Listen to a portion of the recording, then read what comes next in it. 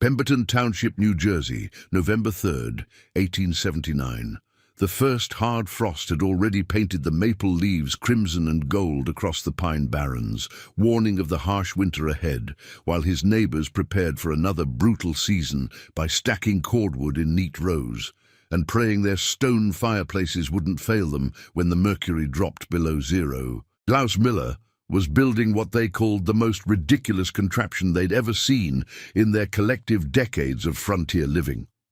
The stocky German immigrant, his weathered hands scarred from 30 years of blacksmith work, had spent 3 full weeks hauling fieldstones into his modest log cabin, carefully arranging them into what looked like a massive stone platform, exactly where any sensible person would place their bed for warmth and comfort during the long winter months ahead. Each stone had been personally selected during Klaus's weekly trips to the abandoned quarry outside Trenton, where he'd spent hours testing each granite boulder for specific density and heat retention properties that his neighbors couldn't begin to understand or appreciate. The smallest stones weighed 15 pounds, while the largest approached 40 pounds each, and Klaus had transported over 8,000 pounds of carefully chosen granite using nothing but a hand-built wooden cart and his own stubborn determination.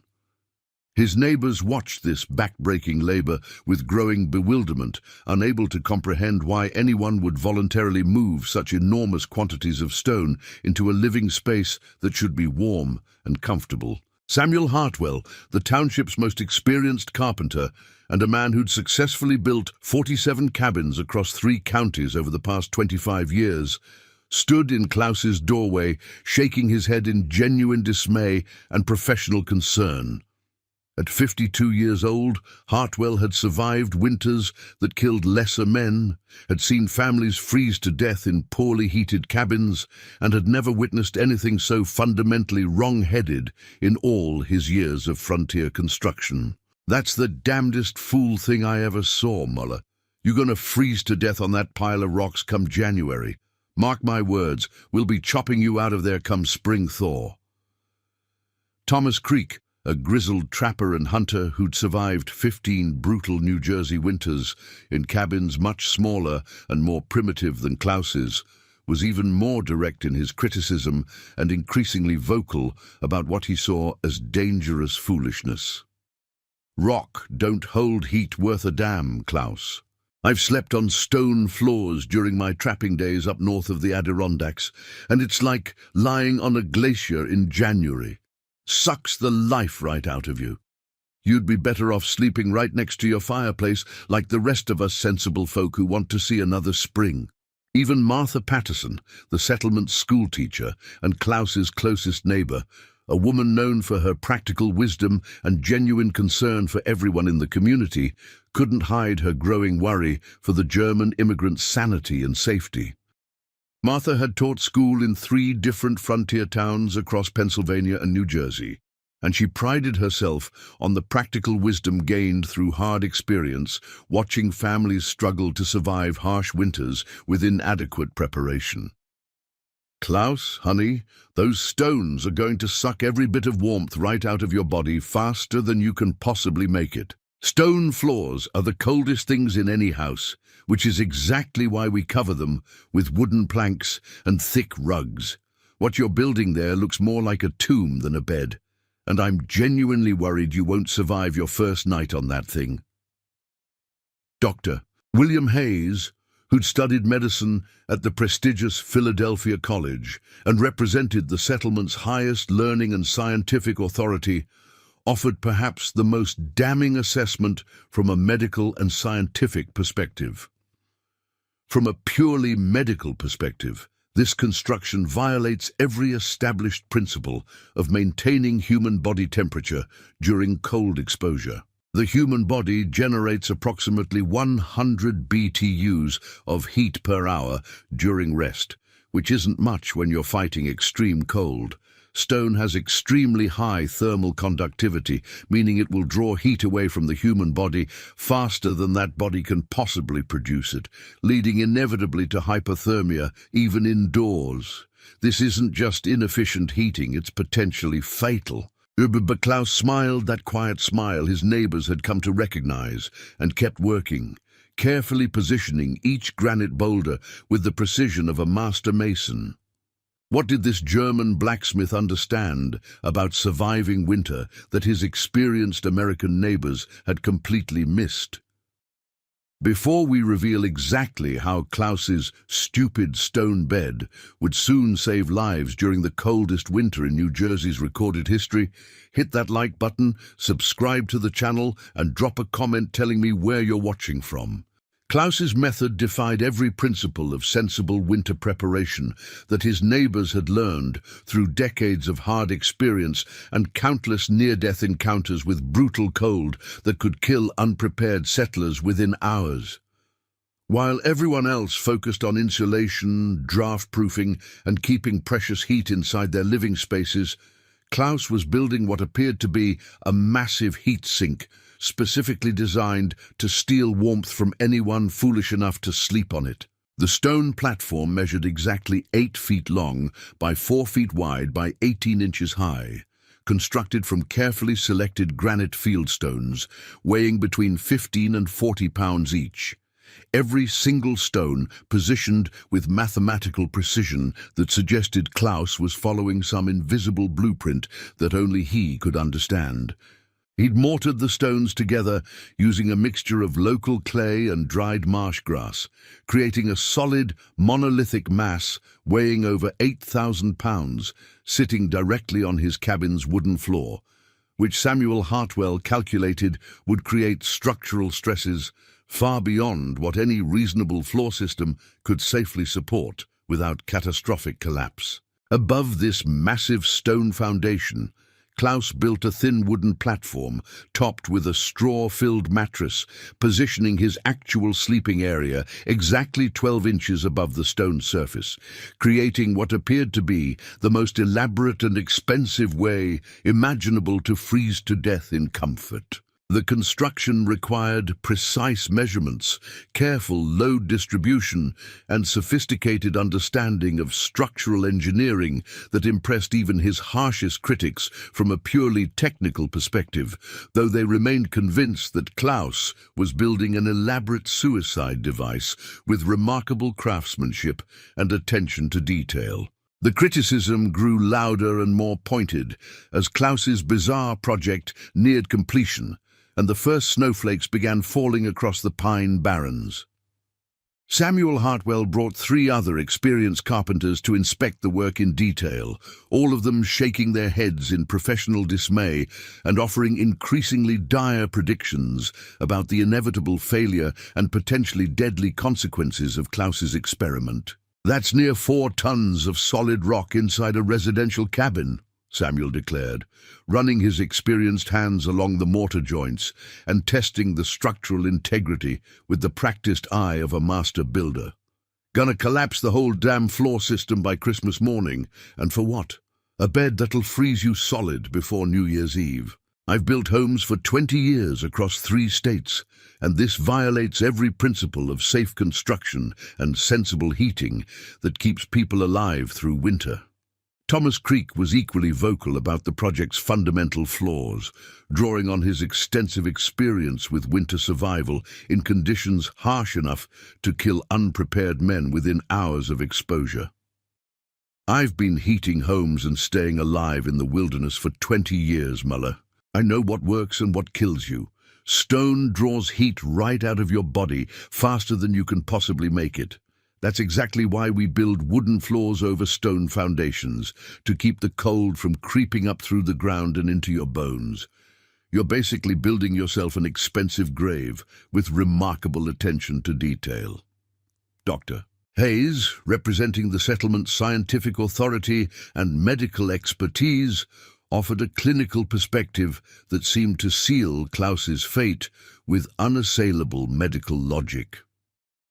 "The human body loses heat through conduction when in contact with cold surfaces, and this is basic thermodynamics that any medical school teaches in first-year physiology. Stone has extremely high thermal conductivity, meaning it will rapidly draw body heat away from anyone sleeping on it. The physiological effect will be similar to lying naked on ice during a blizzard. This construction is not merely inefficient, it's potentially lethal. I predict severe hypothermia within 3 hours of direct contact, assuming the victim survives that long. Even Klaus's fellow German immigrants, who might have been expected to support a countryman's innovative approach, questioned his sanity and began distancing themselves from what they increasingly saw as embarrassing and dangerous behavior that reflected poorly on their entire community. Heinrich Zimmermann, who'd arrived from Bavaria the previous spring with his wife and 4 children, visited Klaus's cabin to examine the construction and left shaking his head in cultural embarrassment and genuine concern. In the old country, we know stone is for foundations and walls, not for beds where people sleep and try to stay warm. My grandfather was a master stonemason in the Black Forest region, and he would roll over in his grave seeing this kind of foolishness. Klaus has forgotten the wisdom of our fathers and grandfathers, and he's going to pay for it with his life. The local blacksmith, James Morrison, put it bluntly during a gathering at Patterson's General Store. Muller's lost his mind. Come January, we'll be digging his frozen corpse out from under that pile of rocks. Klaus continued working silently through all the ridicule, displaying quiet determination that his critics would later recognize as genius. What Klaus understood, and what his critics had never considered, was thermal mass. Thermal mass represents the ability of dense materials to absorb, store, and slowly release large amounts of heat energy over extended periods, functioning essentially like a thermal battery that can provide consistent warmth long after the original heat source has been extinguished. While lightweight materials like wood, fabric, and air heat up quickly when exposed to fire, but also lose that heat rapidly when the heat source is removed, dense materials like stone, brick, and concrete can absorb enormous quantities of heat energy and release it steadily over many hours or even days, depending on the mass involved and the temperature differential achieved during the heating cycle. This principle, while completely foreign to Klaus's American neighbors, had been understood and utilized by various cultures around the world for thousands of years. Granite, the specific type of stone Klaus had carefully chosen for his thermal mass platform, holds 0.19 BTU per pound per degree Fahrenheit of temperature increase. With 8,000 pounds of granite in his massive platform, Klaus had essentially created a thermal battery capable of storing over 1,500 BTUs per degree of temperature increase achieved by the stone mass during heating cycles. To put this in perspective, that demonstrates the enormous energy storage potential. A typical wood-burning fireplace produces approximately 20,000 BTUs per hour, but delivers that heat unevenly throughout the space, with most of the precious energy lost up the chimney and only brief periods of intense heat, followed by rapid cooling as the fire burns down. Klaus's revolutionary system would capture and store heat during evening fires, then release it gradually throughout the night and well into the following day, providing consistent, comfortable temperatures for 12 to 18 hours after the fire was completely extinguished and cold ashes remained in the firebox.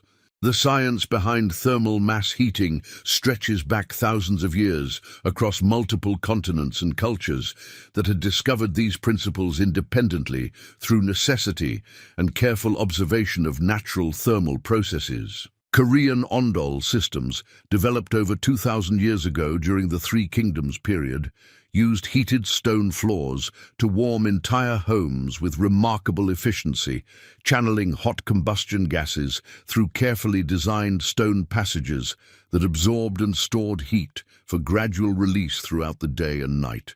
These systems could maintain comfortable temperatures for 18 to 24 hours from a single heating cycle, allowing families to stay warm with minimal fuel consumption even during brutal Korean winters. Native American tribes across the northern plains had long known that heated stones could provide life-saving warmth for hours after a fire died completely, regularly carrying heated rocks into their shelters during the most brutal winter conditions when fires couldn't be safely maintained inside enclosed spaces. The Lakota, Cherokee, and other tribes developed sophisticated techniques for heating stones to specific temperatures, wrapping them in buffalo hides or woven materials, and using them to warm sleeping areas throughout the night when outdoor fires would be extinguished by wind or snow. Even the ancient Romans understood these thermal principles deeply, building elaborate hypocaust systems that circulated warm air and hot combustion gases through stone and tile flooring, achieving remarkably efficient heating in massive public buildings and private homes using relatively small amounts of fuel compared to direct heating methods. These systems heated stone floors that would maintain comfortable temperatures for hours after the fires were banked, demonstrating the practical effectiveness of thermal mass heating on a scale that served entire cities.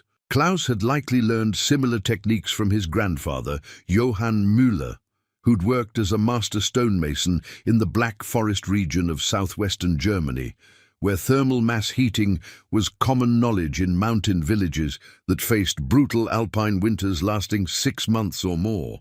German building traditions, developed over centuries of survival in harsh climates, included sophisticated understanding of thermal dynamics that most American frontier settlers had never encountered or considered.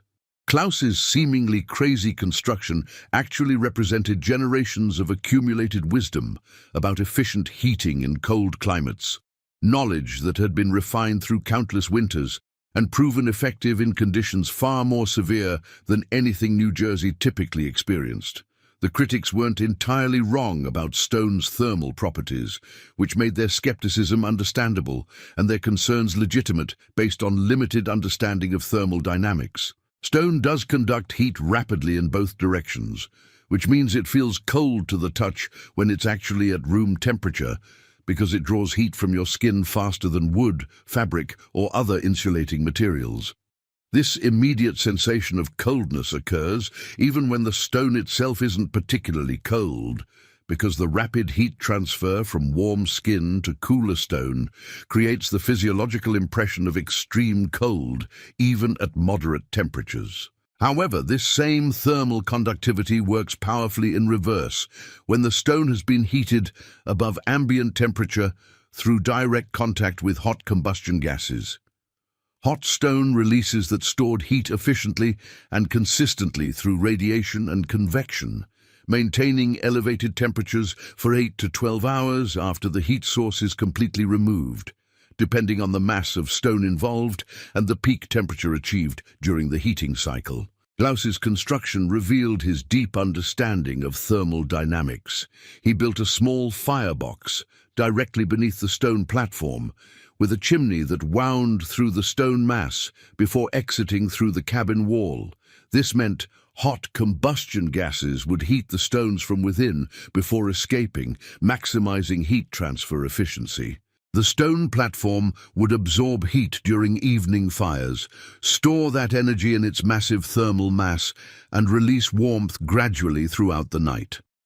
Klaus calculated that his system would maintain comfortable sleeping temperatures using about 60% less firewood than conventional heating methods. By mid-November, Klaus had completed his thermal mass heating system, just as neighbors were stockpiling what they hoped would be enough firewood to survive another harsh winter. Samuel Hartwell had cut and split 12 full cords of oak and maple. Thomas Creek had spent 2 weeks reinforcing his fireplace and chimney. Dr. Hayes had imported an expensive iron stove from Philadelphia. Everyone prepared for winter in their own way, but nobody expected what was coming. December 15, 1879, marked the beginning of the most severe and prolonged winter weather event that New Jersey had experienced in recorded meteorological history, with temperatures that would test every heating system, every winter preparation, and every survival technique to their absolute limits and beyond. The first Arctic blast arrived without any warning from the weather observers in Philadelphia, dropping temperatures from a moderate 32 degrees Fahrenheit to a deadly 12 below zero within just 6 hours, accompanied by howling winds from the northwest that sustained speeds of 35-45 miles per hour and made the effective air temperature feel like 30 below zero, creating wind chill conditions that could freeze exposed human skin within 3 to 5 minutes of contact. Snow began falling at exactly noon on December 15th and continued without interruption for 4 consecutive days, accumulating to unprecedented depths of 38 inches across Pemberton Township and surrounding areas, with wind-driven drifts reaching 6 to 8 feet in protected areas where the relentless northwest winds deposited massive quantities of snow that blocked doors, covered windows, and made travel between buildings virtually impossible even for short distances. This wasn't merely severe cold weather by typical frontier standards.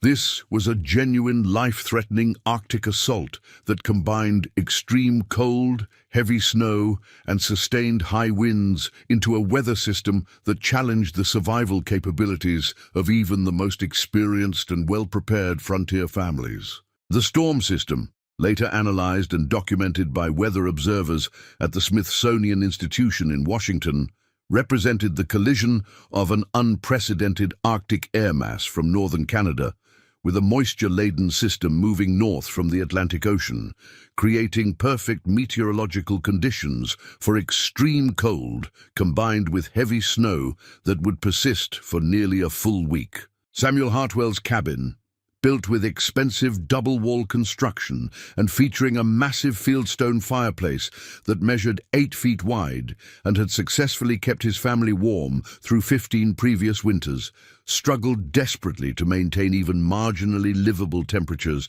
despite burning premium seasoned oak constantly at a rate that consumed his carefully gathered fuel reserves far faster than he'd ever imagined possible. Hartwell fed split oak logs, weighing 15 to 20 pounds each, into his enormous fireplace every 45 minutes throughout both day and night, getting virtually no sleep as he maintained the fire that literally stood between his family and death from exposure in their own home. Despite his massive fireplace that consumed over a cord of wood every 3 days, and despite constant feeding of premium hardwood that had been seasoned for 2 full years, Hartwell's cabin interior temperature never rose above a frigid 42 degrees Fahrenheit during the worst of the 6-day cold snap.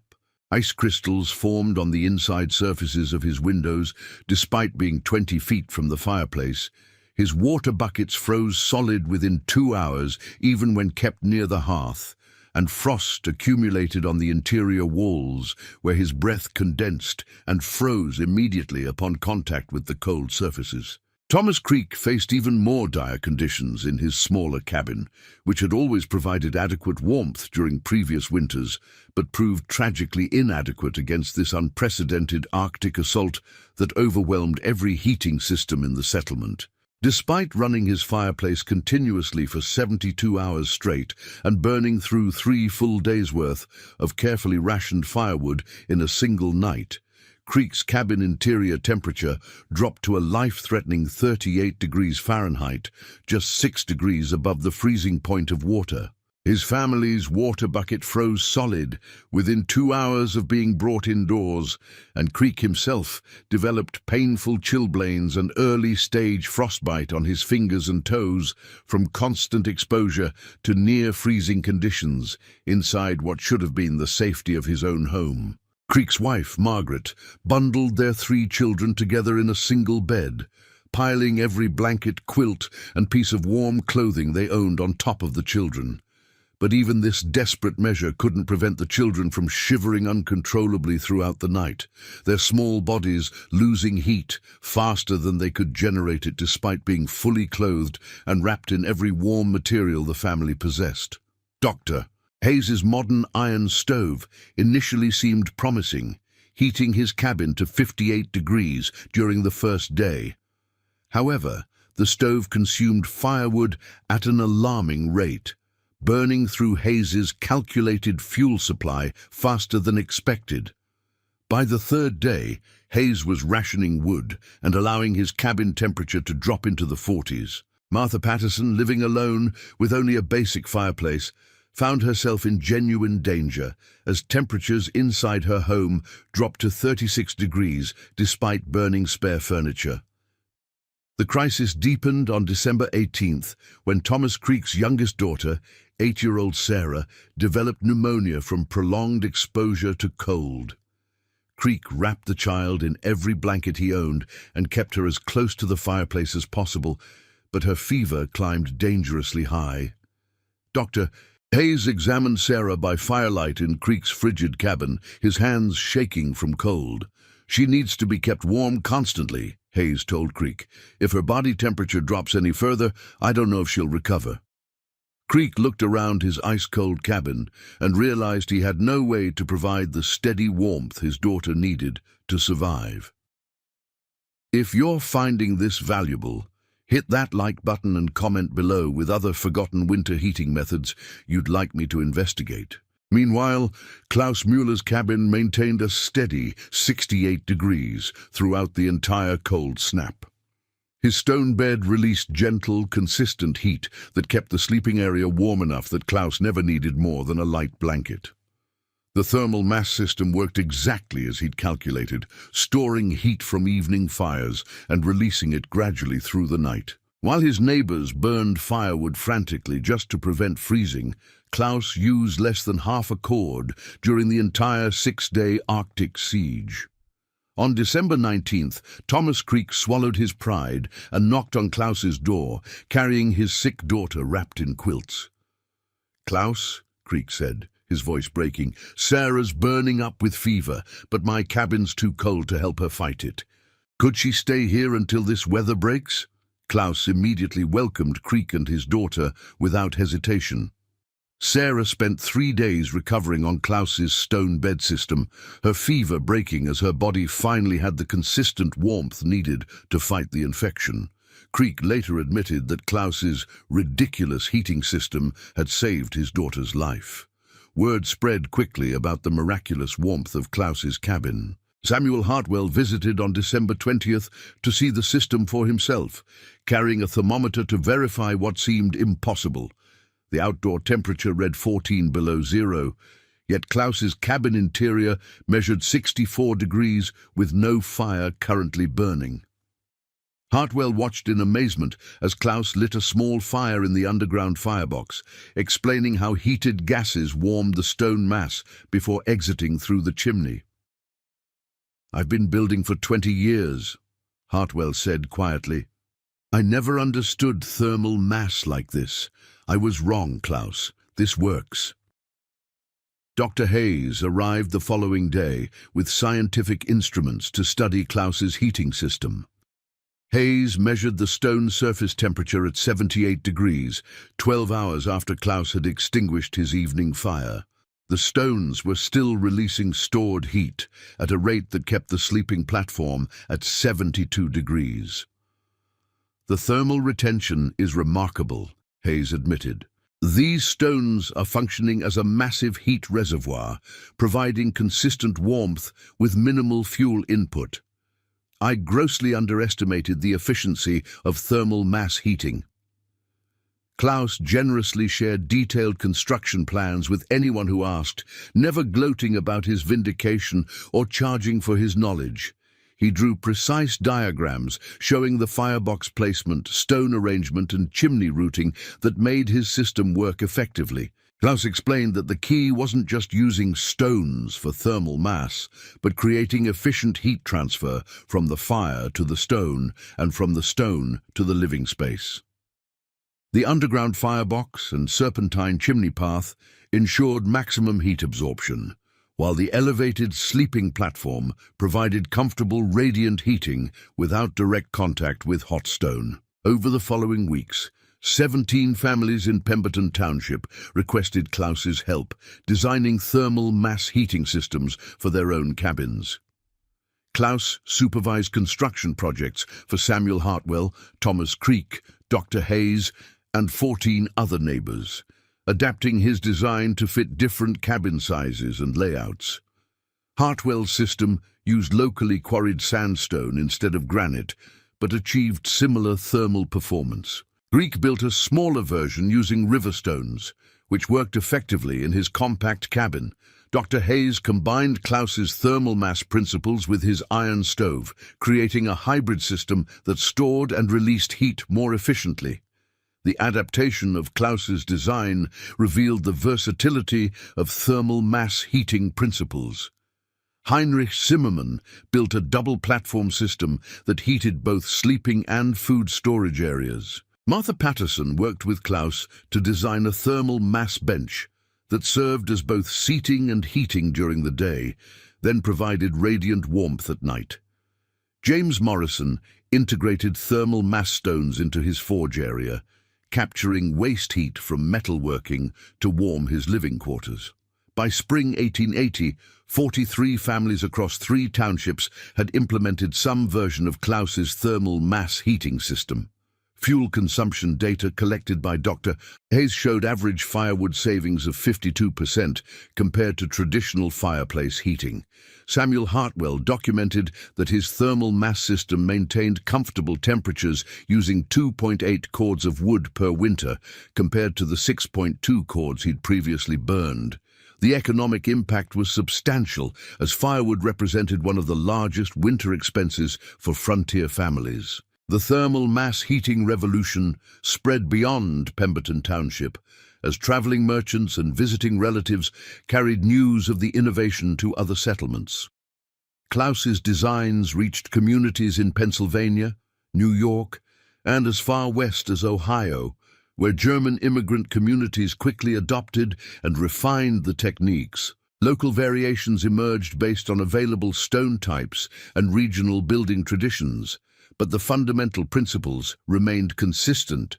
Use dense materials to store heat, design efficient heat transfer systems, and release stored energy gradually over time.